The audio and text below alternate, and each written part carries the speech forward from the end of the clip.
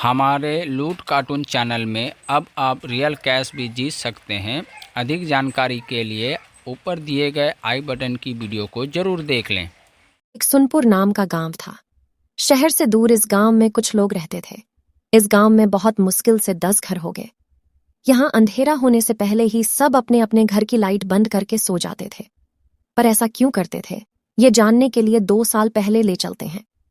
रोहन अपने गांव से दूर एक शहर में पढ़ाई करता था। उसके गांव में दादू और दादी रहती थीं। रोहन के माँ बाप एक कार दुर्घटना में चल बसे थे। रोहन के दादू का गांव में एक बहुत बड़ा लकड़ी का मील था, जिसमें गांव के बहुत लोग काम करते थे। रोहन के दादू किसी भी तरह अपने पोते को डॉक्टर बनाना चाहते थे। एक दिन रोहन के दादू अपने घर में बैठकर रोहन के बारे में सोच रहे थे। तभी इसकी पत्नी वहां आ जाती और कहती है, बहुत दिन हो गए रोहन को देखे हुए, एक बार उसके पास चलते हैं मिलने के लिए।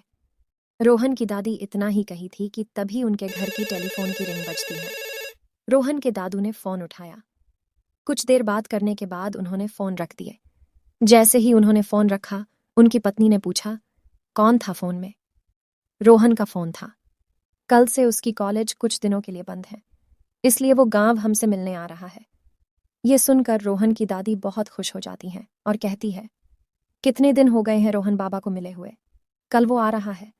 मैं उससे बहुत सारे बातें करूंगी। मैं उसकी पसंद की खाना बनाऊंगी। अगली सुबह रोहन अपने गांव के लिए निकल जाता है। शहर से गांव जाने में 7 घंटे लगता था। वो अपने कार में गांव के लिए निकल गया। ये कार रोहन के दादू ने उसकी बर्थडे के दिन गिफ्ट में दी थी। जैसे कि रोहन अपने गांव के सामने पहुंचता है, वो देखता है कि कुछ दूर कोई आग जल रही है। ध्यान से देखने में रोहन को पता चला कि वो आग नहीं, वो किसी की चिता जल रही थी। वो चिता के सामने 4 लोग खड़े थे, जो मरे हुए इंसान की अंतिम संस्कार कर रहे थे। रोहन सब बात को नजरअंदाज करके अपने घर की ओर निकल जाता है। रोहन जैसे ही घर पहुंचता, अपने घड़ी की ओर देखता है। उसने अभी रात के 8 बज रहे थे। रोहन घर जाकर अपने दादू दादी से मिलकर सोने चला जाता है। अगली सुबह जब वो उठता है तो घर से बाहर घूमने के लिए निकल जाता है। घूमते घूमते रोहन कल रात वाली जगह में पहुंच जाता है, जहां कल रात को कुछ लोग किसी की अंतिम संस्कार कर रहे थे। रोहन उस जगह के पास जाकर देखता है। वहां चारों तरफ सुनसान थी। रोहन देखता है कि उस चिता के सामने कुछ रखा हुआ था। गौर से देखने में पता चलता है कि वहां एक लाल रंग की साड़ी, तेल, हल्दी, सिंदूर, आईना और भी बहुत कुछ रखा हुआ था। रोहन ये देखकर जरा हैरान हो जाता और कहता है, मरे हुए इंसान को ये सब की या जरूरत? मैं बहुत दिनों से सुनते आ रहा हूँ, जो भी सुहागन मरती है, उसकी अंतिम संस्कार के बाद उसकी सुहाग की सब निशानी उसकी चिता के सामने रख जाते थे। रोहन वो सब सामान को उठाकर इधर उधर फेंक देता है और अपने घर चला जाता है।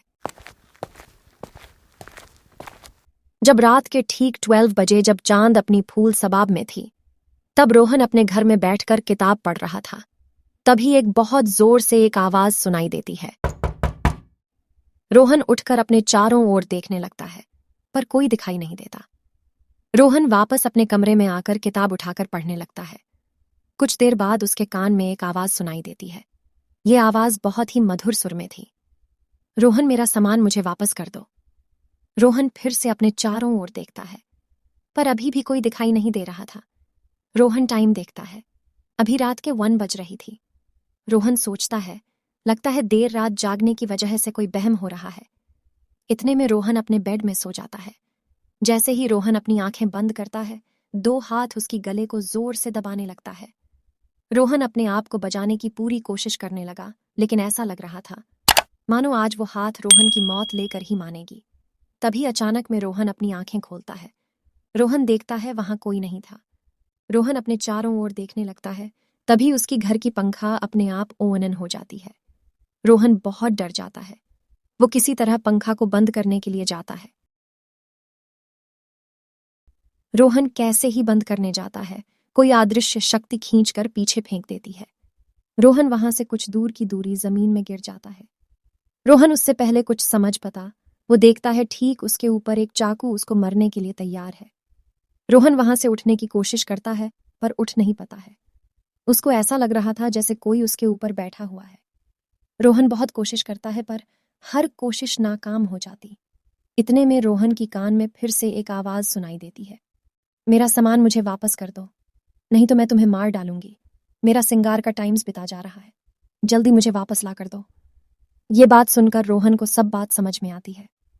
आज सुबह उसने जो शमशान घाट में किया था, तब रोहन कहता है, मैंने वो सामान इधर उधर फेंक दिया है, मैं कल सुबह बाजार से नया खरीद के ला दूंगा।